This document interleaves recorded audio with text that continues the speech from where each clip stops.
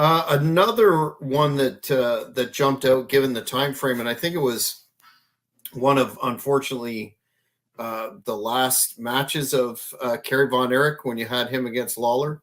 Yeah, well, again, they had done that match 100 times. In fact, the story with the match I had is the night before they wrestled at the Sportatorium. Okay, and one of the reputations that Curry had, may rest in peace, was he was a no-show. Except in Texas, he was a no-show. Well, I had a reputation that I don't have that many no-shows. Okay, so I actually said to Lawler, and again, I was close with Lawler. I said to Lawler, can you do me a favor? Can you make sure Curry gets on the plane? Okay, and I'll take care of you. Well, God bless Jerry Lawler. It's amazing what he'll do for a little extra money. Well, sure enough, that morning, he made sure that Kerry Von Erich was on the plane. My ex-brother-in-law, and I divorced twice, but my ex-brother-in-law picked Curry up at the airport. Okay, because again, I was kayfabe, being K, they had to be in different. Anyway, he gets in Scott's car. And the first thing Kerry Von Erich says to him is, I want a Pat steak.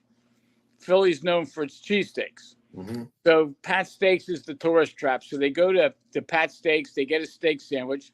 And my understanding was he got two of them. Okay, and then Scott drives him to Temple University.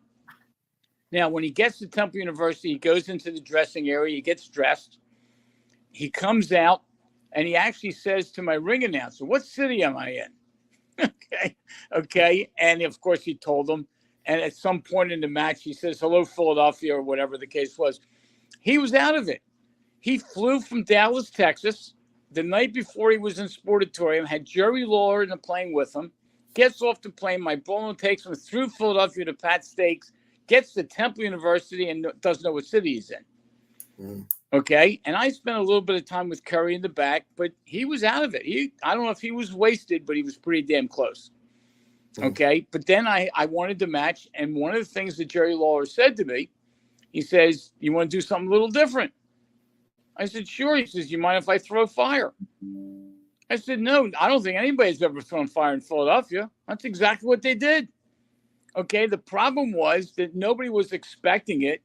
Half the crowd didn't even see it because their head was turned or whatever. So he threw fire, and that's how I got fire in Philadelphia. It wasn't my